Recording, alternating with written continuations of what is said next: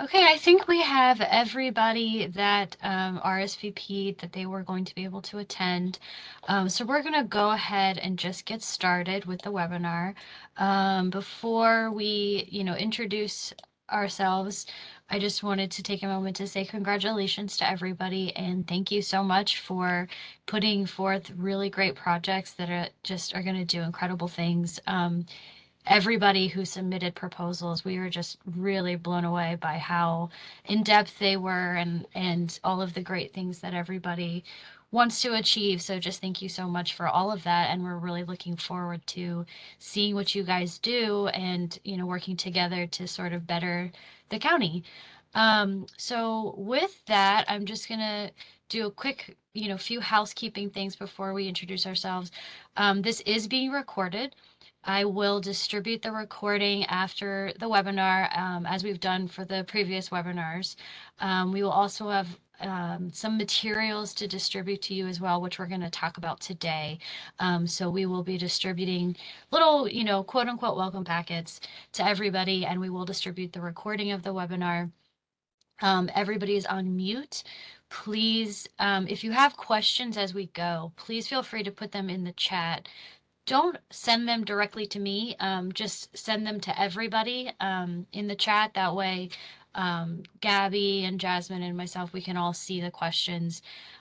So please feel free to put those in the chat. And then when we get to the end of the presentation, we will do a Q&A where we will address the questions that were put in the chat. And we will, if anyone would like to speak out loud with their questions, that will be the time to do that. So with all of that, I'm going to go ahead and we'll start introductions. I'm sure all of you are just more than familiar with us, but just in case you aren't, I'm Ashley Meyer. I'm the grants coordinator for the Baltimore County Executive's Office. Gabby, go ahead and introduce yourself. Good afternoon, everyone. My name is Gabby Slocum. I'm the grants assistant in the grants office. Jasmine. Hello, everyone. I'm Jasmine Clemens. I'm the Chief of Policy and Recovery Impact in the County Executive's Office.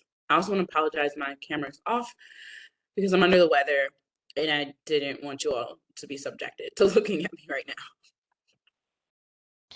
And we also have Darren from our team who's going to be sitting in. Darren, if you wanted to just introduce yourself really quickly. Hello, all. I'm Darren Liu. I'm a data fellow with the county, working on metric development for ARPA projects. Thank you. All right, so we'll go ahead and get started. Try and navigate here. There we go. So here I have a little, table of contents slide. These are the things that we're going to be talking about. We're going to do just an overview of kind of where we are with things right now and some other things that we need to just cover. We'll talk about the project metrics, because as we have stated several times, all of you are going to have to report on some metrics for your projects, and we have, to a degree, some pretty uniform metrics that we're going to share with you. We are also going to talk about required reporting. Everyone, as we have mentioned before, has to do some required reporting. We're going to talk about risk assessments. So we had mentioned to everyone during the application stage that, there was going to be a comprehensive risk assessment.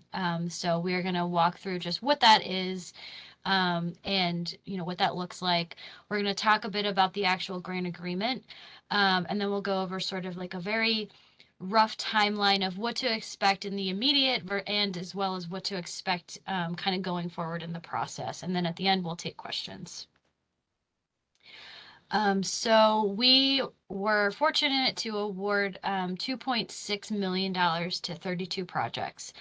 We had far more projects than that applied, and we had, quite frankly, over $13 million in asks, and we had 2.6 to award. So you are the lucky 32 projects that we are able to fund. As we've said many times before, these funds, have to be spent by December 31st, 2024. We had discussed previously about obligating them versus spending them, and to keep things simple, we did not fund any project past that December 31st, 2024 date. So everybody, when you were notified that you got your award, it should have made that clear that you were getting at most, if you had applied for more than 1 year of funding, you were getting up to those 2 years, which ends on December 31st, 2024. Again, awardees may only spend funds on the activities indicated in your notification. When you are notified by BCF, there should have been a description of what you are receiving, how much, and what it is intended for. Everyone who is receiving funding, not everyone was able to be fully funded. So those of you whose projects could be fully funded should have received that notification. Those of you who are getting funding for a specific aspect of your project, that should have been made clear as well. And in addition to the award notification, when you receive your welcome packet, we'll make sure that that is all in writing, so you know exactly what the activities from your proposed project are that we are going to fund, just so that there's no confusion. The funds are intended to be used for residents of Baltimore County.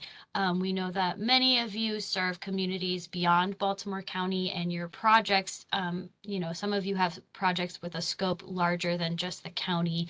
These funds are intended to be used for the residents of Baltimore County. We will be having meetings with all of you after the start of the new year to talk specifically about your project, go over some of the metrics and reporting details that are specific to you. So when we have those meetings, that will be a time when we talk a little bit more about this Baltimore County intent for the funds, because we recognize that some projects are much more easily lend themselves to tracking Baltimore County residents, and some projects may not lend themselves as easily to that. So we will get into that further on a project by project basis when we meet with you after the new year. And for the purposes of this funding and your project, we're going to have the reporting period begin on January 1 of 2023 and end on December 31st, 2024. So, the goal is to make sure that you have your funds by the end of this month, and then beginning January 1, that's when the metrics gathering, the reporting, the performance period will begin. I think I just muted myself. I can still hear you. Okay, good. I wanted to include a little bit more information about the unique entity identifier. So when we asked you all to submit a pre-proposal way back in the early part of the summer, we had indicated that you needed to have either a DUNS number or a unique entity identifier. Everybody, if you've gotten this far, you had one or the other. Going forward, you must obtain a unique entity identifier. The DUNS number is no longer sufficient. It's not going to be accepted for the legal documentation going forward for this grant. So I wanted to include this slide to just tell everyone that you need to go to sam.gov. You can go click on Get Started right on the main page of sam.gov. This is a government website. You do not have to pay for a unique entity identifier. So if you are somewhere on the internet where you need to pay for that, you're in the wrong place. You need to obtain that number. It is not hard to do, but it is required for getting any sort of federal awards. So this is, I say this because when you go to sign and complete your grant agreement with the county, this needs to be in the grant agreement. So I need everybody to obtain one as soon as possible. Some of you, if you aren't sure if you have one, you can go to sam.gov and search your organization to see if you have one. If you have any questions about this, you can contact Gabby or me at the end of this webinar or throughout the week, but we do need you to get this information as soon as possible, and it is very easy to obtain. It is free. We are happy to answer any questions. Oops. All right, so now we're going to talk about metrics for your projects. I'm going to hand it over to Gabby to talk a little bit more about metrics. All right, thank you so much. So as Ashley said earlier, we are going to be using metrics to track your project's success and to hopefully help you in tracking your project and knowing what information we are going to be looking for. So there are going to be some universal metrics for all of your projects that will be relevant. And those are the ones that are listed here. We want to know how many Baltimore County residents you're serving. We want to know how many of those Baltimore County residents are in underserved populations. You may remember that underserved populations question from the pre-proposal questionnaire. If you have any questions about how to find that information, please just reach out to us and we can help you with that. And we want to know how much of your funds are spent on time per the timeline that you established for your project and shared with us. And we want to see how many of those reports are being completed and submitted to us on time. So those are things that everyone can expect to see on each of their projects. Now, we also developed different metrics for each of the different funding buckets that these are coming from. Now, all of this is ARPA funds, American Rescue Plan Act funds. However, there are a couple of different sections within those, and we worked with the different county departments and people within the county who are looking at that information to develop the following metrics. So we'll get into those. So the first one is for immigrant serving projects, and you will be notified which funding buckets are relevant to you. So as Ashley said at the beginning, you're going to be getting a welcome packet, and that will be on a project by project basis, and it will have the metrics that you're required to report on in there. So it should be very straightforward. There shouldn't be any questions with that. And a lot of these are going to look very similar across the board. So number of employees working on the program project, number of immigrant adults served, number of immigrant children served. Obviously, those are going to be relevant specifically to these immigrant serving projects. You won't see that on necessarily the other forms or the other metrics, but again, it all relates back to what information we're looking to collect and how we can report on this back to the federal government and make sure that we have all the information we need to know how these projects are going and what their impact is. So the next one is mental health and intimate partner violence projects. Again, you'll see some of the inputs here at the top are the same: number of employees, number of volunteers, weekly hours of work. But we get some changes as it goes through outputs and outcomes.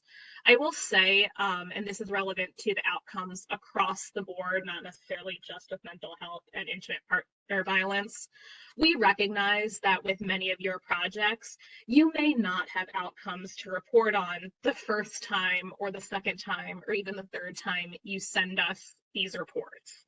Obviously, for a percentage of clients finishing a completer for mental health services, which means they've gone through an entire course, that's something that's going to happen over time. So we do want you to report on that outcome in that, yes, we recognize that no one has finished a completer come month one, but we recognize that that is the nature of the project, and that's not going to reflect negatively against you by having a 0 there when we get that report. We know that as it goes forward, we're going to see more of the things in those outcome sections. We have 2 more specific buckets here. We have Essex serving projects. Again, many of those inputs are the same. We also include materials purchased here, and the number of partnerships established within those outputs. And then the last one was kind of our general funding bucket. So if your project didn't necessarily apply to one of those 3, you're going to be a general project, which has the individuals served, materials distributed, survey data, etc. So all of these metrics are things that you're going to be reporting on monthly for the first 6 months of your project. We'll get more into the different reporting things that you're going to be doing. And as Ashley said, we have a timeline established as well. But you will be sending these to us via email monthly for the first 6 months of your project. And after that 6 months, we will determine if we're going to continue doing that on a monthly basis or if we are going to modify that. I recognize you might have questions about this. Please, if you do, post them in the chat. We'll get to them at the end, but hopefully that is helpful. And as I said, these were established by working with people within the county who work within these areas to ensure that we're collecting all the data and information that we need, both to report back to the Treasury and to just ensure that these projects are having the impact that we want them to have in these communities. And to jump in real quick, Gabby, I also want to be candid that as we're going through and collecting this data, and as Gabby and Ashley are meeting with each of you all over the months, if we find that, per se, a particular metric isn't really working for you all or isn't garnering any meaningful data, right, there'll be opportunities to adjust. So this is what we just drafted as a start. As we've noticed with some of our departments, as we've come up with metrics, things will evolve. So we can consider these like set in stone for now, but we will obviously be meeting with you all and taking feedback, because as Gabby said, we want to be able to demonstrate to Baltimore County residents and to the federal government that the work that you all doing had a positive outcome and it really helped people. And we want to be able to use this data to present that as evidence, right? And then maybe hopefully we can convince the federal government to give us more money, right, to help support the nonprofit, to help the county assist our residents. So just wanted to add that caveat. Yes, thank you. That is very important.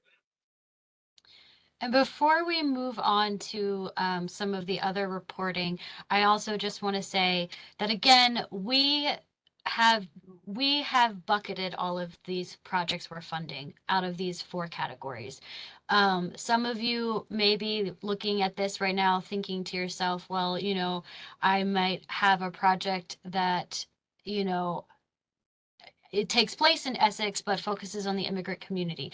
Each project is in one bucket, and we will give you the metric Excel sheet for that bucket for that project. So even if you know your project to be potentially relevant to more than one of these buckets, you do not have to fill out multiple metric sheets. We will give you one that corresponds to the bucket that we have put you in, and that is the one that you're responsible for.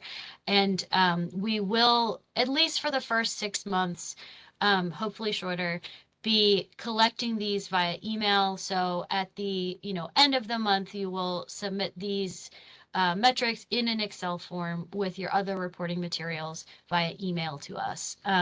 We are trying to move to a place where perhaps there will be an easier option, something that doesn't involve email, where you can go, maybe to our website or something and upload your metrics and your reporting. I don't know anything about technology, so I don't know what that would look like, but that is the goal. All right, so now we're going to get into some required reporting. We did talk about this during the application stage, that there are 2 main reports that we will go over again right now, and we'll walk through them. Like we said, for the first 6 months, we are going to ask everyone to submit a project and expenditure report monthly, along with your monthly metrics. This is just to get us all into a good place, to get us all into a good groove of collecting data.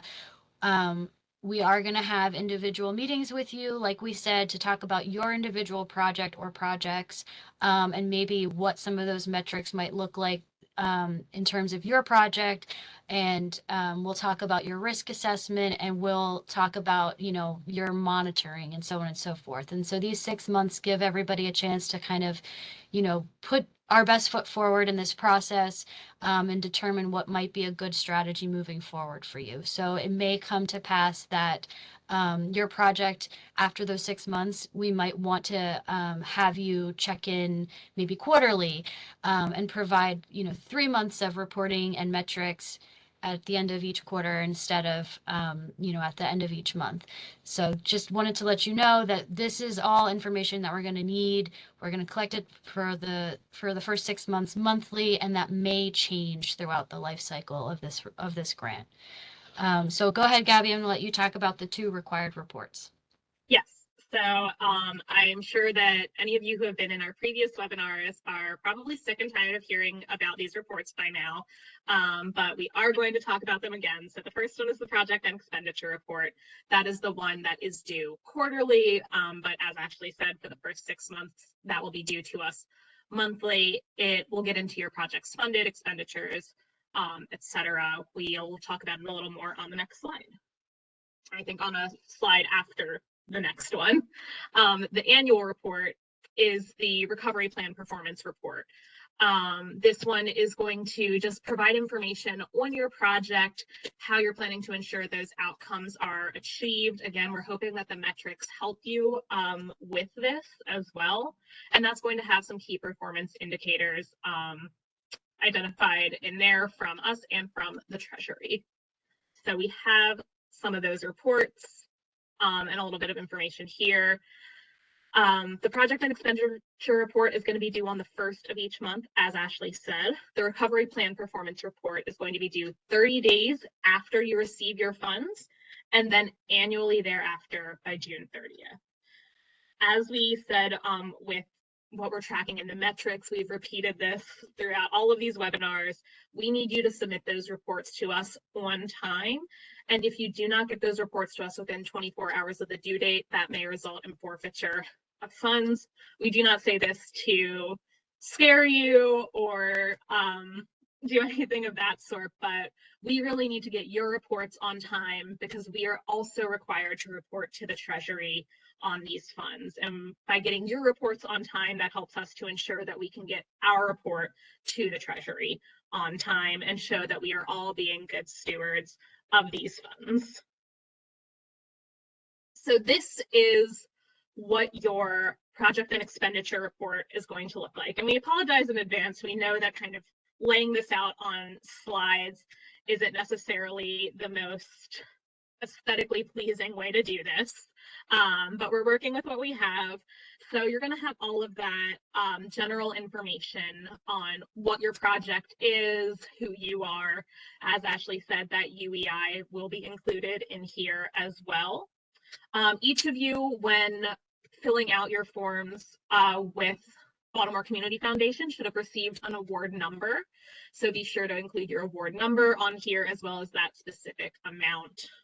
A lot of that is just very technical information. Then we're going to get into the status of your project. Where are you at? Have you not began your project? Is it less than 50% complete? Is it more than half complete? Or have you totally completed your project? And then we're going to ask for a description of that project, and we'll get into a couple more detailed questions on there as well. This is going to go on for a little bit. We've got quite a few questions here. None of them should require a very extensive answer. We're hoping that you can be concise in your responses, and we have included a good number of questions to ensure that we're hitting on all of the points that we need. So we need to know if you're still on track to meet your deadlines and milestones. And if you're not on track to do that, we want to know if we can help you in any way. Similarly, if you have any concerns, we want you to please reach out to us. We are hoping to be very communicative during this process so that we can ensure that these funds are getting spent effectively and on the timelines that you've set. We want to know how you've engaged with the community or how you plan to engage with the community regarding the use of your funds. Some of you obviously are, I think, funding programs that have been established that you maybe have a rapport with the community already. Some of you are starting new programs, and we want to know how you're planning to do that outreach and engage with people to make sure that you're getting in contact with the people who are going to benefit most from your project. We want to know how those community engagement strategies support your agency's equity goals. We will ask you about your equity goals, again, going back to that pre-proposal questionnaire. What is the next one? There we go. We want to know about any project risks you're currently managing. And don't worry, we're going to talk a lot more about risk in a minute. We're going to get into the risk assessment. Again, this dates back to the pre-proposal questionnaire. We asked you about potential risks that you foresaw and how to manage those. And at the end of this, we want to know if there's any major successes that you want to report. If there's anything you really think we should know about that you're really happy with, and that's going really well. We don't just want to know about concerns and things that maybe aren't going as you planned, but things that are going better than planned or exactly as planned. And finally, we're asking if you want to meet with us. Again, as I said, we hope this is going to be a very communicative process. We want to be able to support you throughout it to ensure that both you and us as county government are being good stewards of these funds. So at any point, if you do need to meet with us, if you have questions or have concerns, we encourage you to reach out to us to try to set up those meetings so that we can get things back on the right track if they have somehow fallen off. And additionally, like I said, for the first 6 months, we are going to try and meet with all of you as soon as possible to talk about your individual project. And we will be initiating a lot of communication with you throughout the life cycle of this grant. So, you know, if you would like to meet with us, please, by all means, let us know and we'll schedule something. But I do want to just point out that we are going to be taking the lead on engaging with you all pretty frequently because this is a collaborative process. Yeah, and just to jump in real quickly, because I did answer the chat. So the project and expenditure report, similarly, the county, we can't close our books at the end of the day, the end of the month either. So we're asking that it's the 15th of the month after the quarter ends, and we'll give you a calendar because we go by the treasury each quarter. So by the 15th, you have to submit the quarterly reporting. And then I think there's a lot of questions about the monthly financial reporting that I not to hijack, but I think we could pause here to talk about it. So, and Ashley, correct me if I'm wrong. I think when, sorry, as they meet with each of you all and determine based on your fiscal calendar, your financial practices, when you all will be able to close out your monthly expenditures, then that's when they'll set a hard due date for all of your monthly reporting that's due based on the risk assessment. So just wanted to clear that up because we know some of you, it's 7 days until you're fully closed out. Some organizations, you all are bigger, you might need 2 weeks to fully close out. And they will set that schedule based on the meetings that they're having with you all around the risk assessments. And just to reaffirm, the project and expenditure report that's by the quarter we'll be moving forward. Once you all move to a quarterly schedule, that will be the 15th, because long as the county gets it by that, we can roll it up into our larger report. You're absolutely right. That we should have edited that in the slides. That's a good catch. We do want the metrics, you know, every month, ideally the first of the month. But the financial reporting, that is a good point. And you're absolutely right that not all of you can close your books the first for the previous month. So we will, when we talk to you all individually, we can kind of go through that and figure out what works exactly for you guys that still maintains that monthly reporting for the first 6 months and then onward. We're going to talk about the risk assessment now. So as we've mentioned to you before, we're going to establish a monitoring plan for each project based on your risk assessment, your pre-proposal questionnaire, and your application, all of that information. This is sort of the last step in that. These are required by the federal government when distributing federal funds to make things a little bit more uniform and to get us all sort of in the right frame of mind. We're going to just have everybody on a monthly reporting for the first 6 months. That gives us time to sort of look at your risk assessment, to meet with you, to talk about your project, your metrics, all of the other reporting.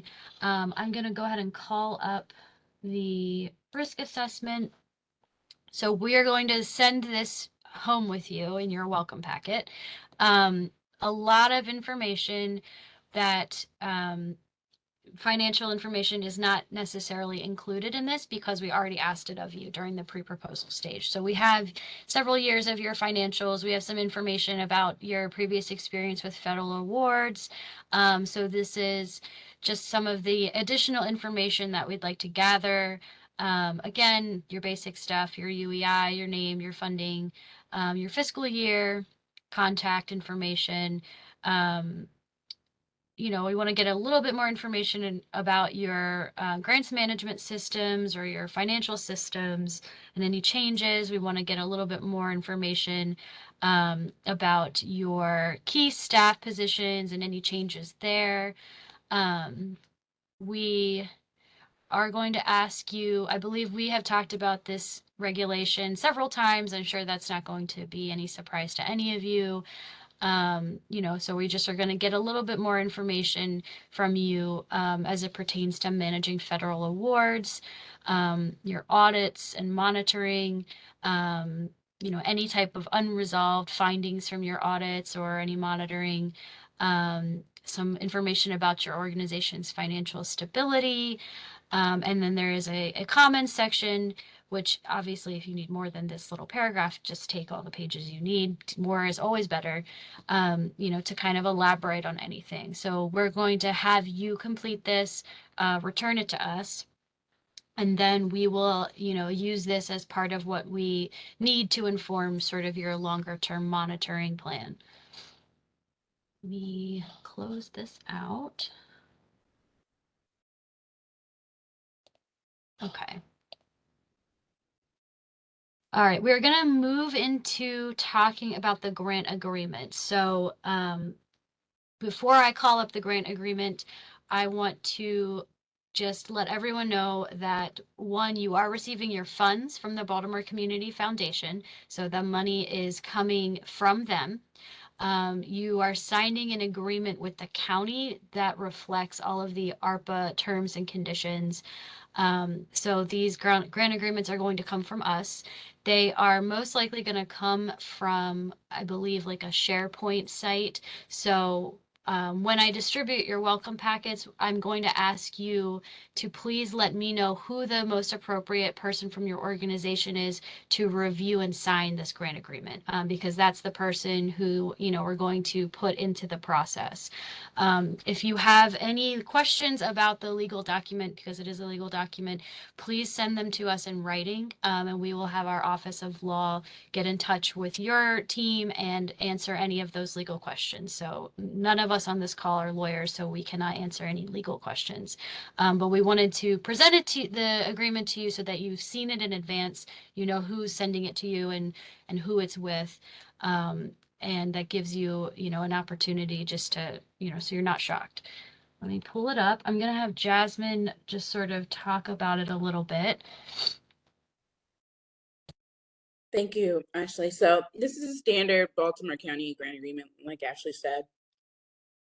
So all of this should be fairly familiar, and since you roll a nonprofits, you've received grants from other places. So there's actually nothing that should be too surprising. We just wanted to point out just some additional language related to the American Rescue Plan. So as you've heard about 24 times, you all will be functioning as subrecipients to us for the American Rescue Plan state and local fiscal recovery funds. It's a lot of letters there. And so as such, legally, we have to pass those conditions down to you all. How this largely impacts you all is, I mean, obviously have your counsel or whoever read it, but how this largely impacts you all is Title VI in the American Disabilities Act. So key things is when you're communicating with the public, making sure you have things as appropriate in the necessary languages for the participants, right? So if you're going in a community where there's a high, I'm just gonna make up things here, a high Ethiopian population and a high Guatemalan population, in addition to English, you need to make sure you have materials available to them in those languages. If you have, for instance, I'm just giving examples, you all do a webinar, some kind of virtual training, you might want to reach out to participants in advance to see if they need any accessibility support. So do you need to have captioning, things like that. So this is not anything new to you. I'm sure you are always doing this in your practice, but this is just a reminder. There's also a couple other executive orders that it references. Most of them do not apply to you all, but we legally had to put them all in. But I did just want to point out Title VI and ADA requirements. So, and we're happy to provide technical assistance where we can. I will say we are just building out a bigger compliance office within the county. So I know the Maryland Nonprofit Network or the larger philanthropy bodies may have best practices for you all in that area if you have concerns, but just wanted to point that out in case you've signed another Baltimore County grant before. It looks a little different, that it's just because we had to pass on all of those subclauses to you all.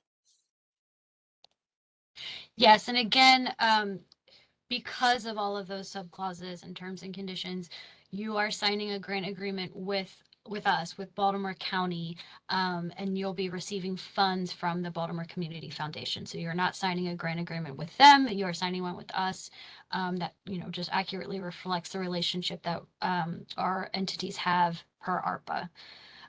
So again, when we send you your welcome packets, please give us the name and email address of the person from your organization who is the most appropriate to sign and review this grant agreement.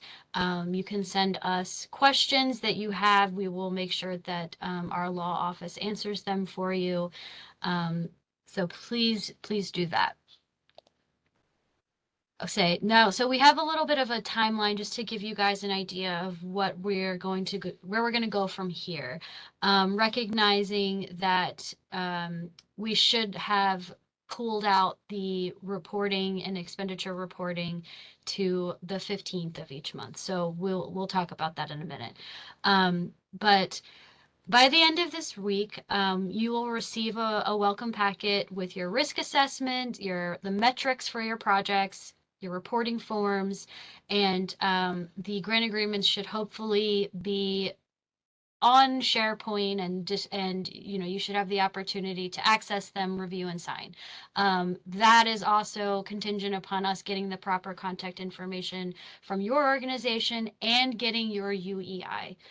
So again, we need that information from you to put in the grant agreement. But you should have all of the other information that you need for your project by the end of this week. Once you have signed your grant agreement and the county has signed its portion of the grant agreement, then the Baltimore Community Foundation will distribute the funds. They take about a week to process. They distribute the funding via paper check unless you are already in their system for an electronic funds transfer, in which case they will just use that. If you're not in their system and you want to have an EFT for your award, you will get in touch with the Baltimore Community Foundation. Maya Smith, who you are all familiar with, her contact information is at the end of this PowerPoint. So she is the person that you need to talk to if you'd like to set up an ACH EFT arrangement to get your award. And again, the award, you're going to get one lump sum for your project at once. Starting January, the performance period begins. So that's when we will start to schedule and meet with all of you to talk about your projects.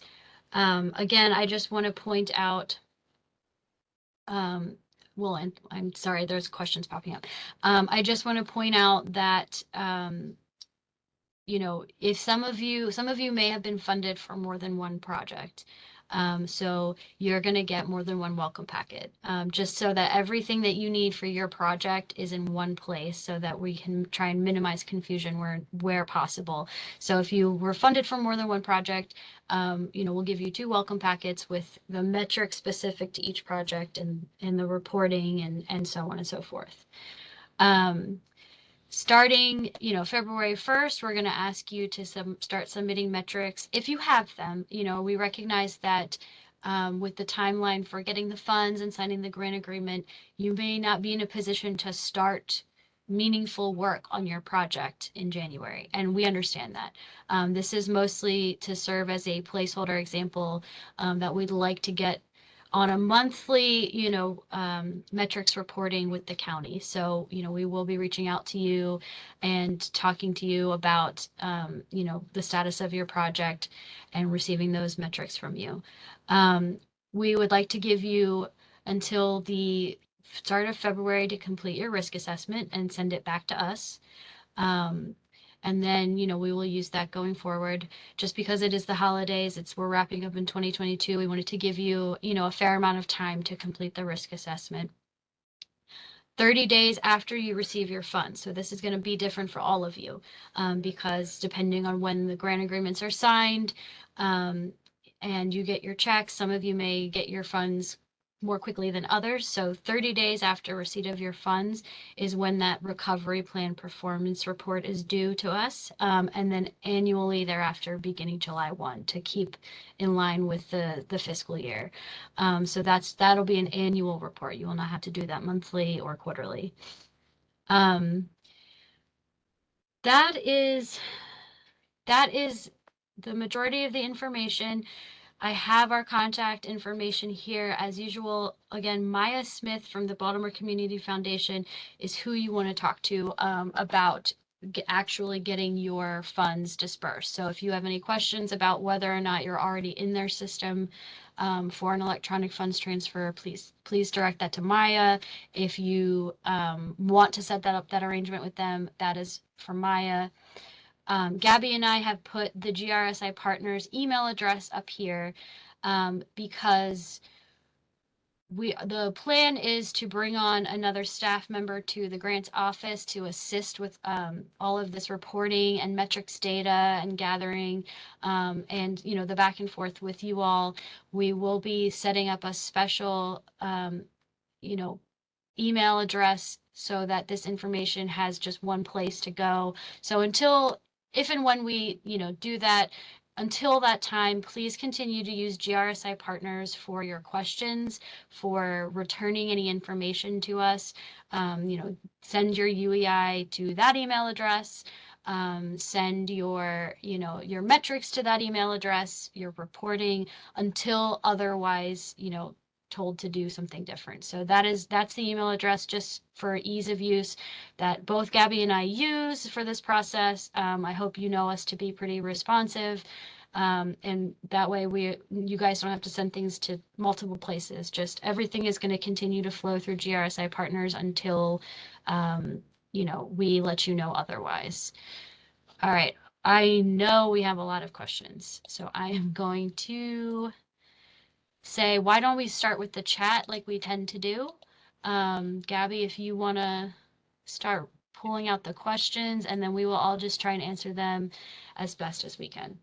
So some of these were answered earlier, so I'm just going to kind of summarize with the reporting timeline, with getting metrics and financials, the project and expenditure report. What is that turnaround going to look like? Is that going to be on the 1st of the month? Is that going to be on the 15th? Or are we going to have a more formal answer after one-on-ones? As I'm listening, I think we need to just make a game time decision right now and say that your metrics should be due the 15th of each month for the prior month, because I guess we were a little bit eager when we were talking about the first. So for the first 6 months, and this will all be reflected in your sort of cover letter in your welcome packet. So please do not feel like, if your head is spinning right now, we apologize, but it will be clarified in your welcome packet. For the first 6 months, we're going to have you report monthly to us. Your information can be due on the 15th. That includes metrics and reporting. If there is a reason that does not work for you, please let us know sooner rather than later. But we will, when we have those individual meetings with your organization to talk about your project, we will make accommodations, adjustments as needed, as necessary. But let's disregard the 1st and go with the 15th. Thank you all for pointing that out. Sorry we got so excited. We have, if we were partially funded, do we submit a revised budget? Yes. Please submit a revised budget to us if you were partially funded. As soon as you can.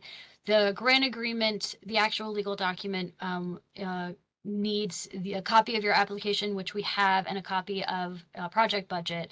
So we have obviously all of that information already, thanks to the application process. But please submit a revised budget to us as soon as you can. That way we'll be able to have the most up-to-date information when we start to talk to you, one-on-one about your projects and your metrics and your reporting and so on and so forth.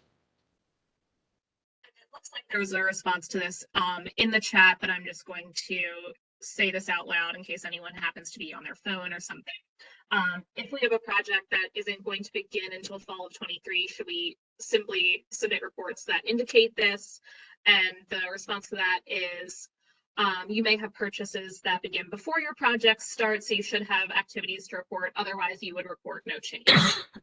Correct. The next question is, actually, before we move on to the next question, I do just want to say that, again, just to reiterate, we know that a lot of your projects don't lend themselves to, data being available right away or activities happening right away. We do want you to just reflect that when you check in with us every month and just say there's no change, there's been no expenses, there's been no data to gather. And that is a sufficient answer. That is not a bad answer. But we need everybody to just be making the monthly check-ins with us to report that. So if you have a project where you don't have anything to report until fall of 23, that's okay. And on the other side of that, if your project, some of you were funded for 1 year, some of you were funded for 2 years, some of you were funded to make a purchase. So once those things are complete, I don't believe we're going to ask you to continue to report through the end of 2024 if you are not undertaking any more activity or making any more purchases. So if you received funding for 1 year of a project, once the year's over, you have nothing left to report, again, that's okay. We aren't expecting people to make up stuff, to fill up stuff for 2 years. You are not in trouble for having nothing to report right away. We know that that's most people's situation. Can you confirm what is needed of awardees by the end of the week? I think we heard that we need to email our UEI and project contact person to GRSI partners in order to receive our welcome packet. Is that correct? And is there anything else? That is correct. We're going to send you a welcome packet regardless of whether you send us that information. So we're going to give you what you need by the end of the week. But what we need from you by the end of this week is your UEI. And we need you to give us the name and email address of the person who's going to review and sign your grant agreement. So if you have legal counsel that does that for you, if that's your executive director, if that happens to be you on the phone, whoever it is, we just need you to confirm who that person is so that the grant agreement can be routed to the appropriate place for your organization. And again, if you have any issues with the UEI, you can reach out to us and ask us, for help, or, if we weren't clear, please let us know. If you do not have a UEI already, if you are just using a DUNS number, you do need a UEI. So it's very easy to get and it's free. I cannot stress that enough. Please do not spend any money on that. That is a free service from the federal government. That is the last question we have so far in the chat. Does anybody have any questions that they want to share out loud or anything else they want to add in the chat? Before I stop talking, I also want to say that, we plan to check in as a group maybe next year and the year after, because, we're building this program from scratch. So we appreciate feedback, quite frankly, on how it's going and, what have been the pros and cons for you with this process. So just wanted to extend that information out there and let you know that we plan to regroup and talk. If you have feedback about the process, we're here to listen so that we can hopefully do better in the future.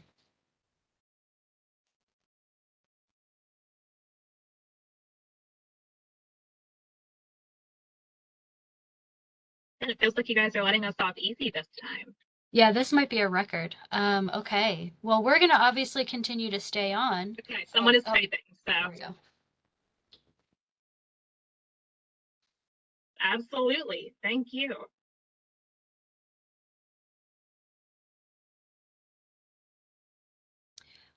Thank you, everyone. We'll stay on, until the last man standing. We'll answer any questions you have. We will send out the recording. We'll send your welcome packet. We are here to answer any questions. Please, continue to contact us through GRSI Partners if you need anything. And thank you for bearing with us with this enormous amount of work. And thank you for doing great work. Thank you. Amde, we know you're typing, so we will answer your question as soon as you get it typed up for us.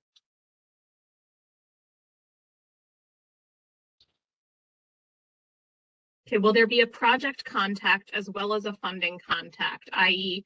if you want direct updates on program/project outcomes and processes versus if you want updates on organization budget, financials, etc.? Our goal is to have someone who's solely focused on being your liaison with our office for the rest of this grant performance period. We have not identified that person yet. So for now, until we tell you otherwise, Gabby and I are your contacts for everything, for questions, for returning documents, for submitting metrics, for sharing new budgets, for anything. We are your contacts. We will let you know if and when we have a dedicated person who is going to take over liaising with you throughout this grant. Oh, I see. Yeah. Okay, so should, for anyone who's on the phone again, should we supply a project contact in addition to the grant signatory? Yes, if you are not the person who is the project contact, then please let us know who we should be getting in touch with regularly for this. But yeah, we do need the grant signatory, and if you are not the person who's going to be the appropriate contact going forward, just let us know who that is. Thank you.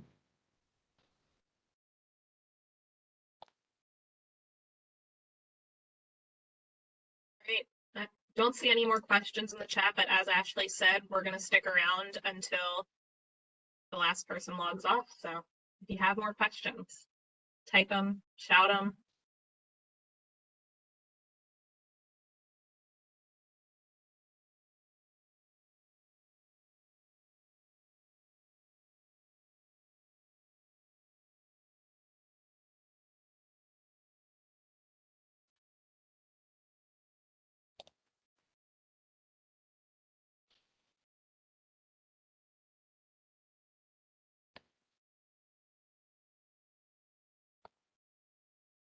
Thank you, everyone. I'm glad this was helpful to those of you who said it was.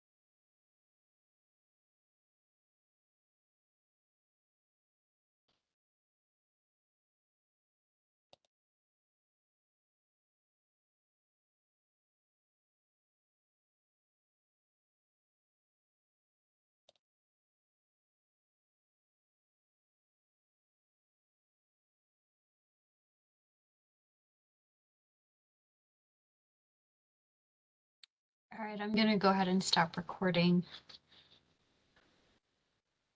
Let's see.